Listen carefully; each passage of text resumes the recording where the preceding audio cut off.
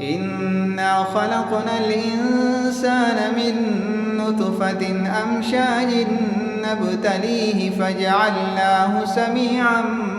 بصيرا إنا هديناه السبيل إما شاكرا وإما كفورا إنا أعتدنا للكافرين سلاسل وأغلالا وسعيرا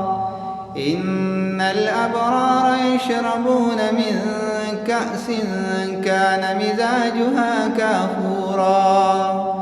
عينا يشرب بها عباد الله يفجرونها تفجيرا يوفون بالنذر ويخافون يوما كان شره مستطيرا ويطعمون الطعام على حبه مسكينا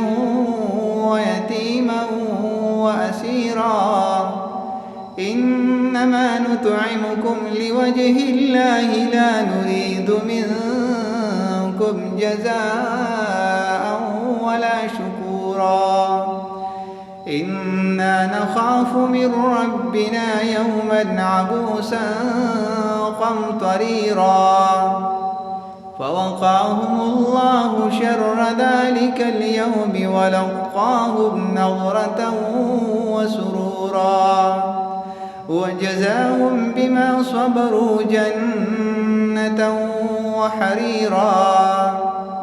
متكئين فيها على الأرائك لا يرون فيها شمسا ولا زمهريرا ودانية عليهم ظلالها وذللت قطوفها تذليلا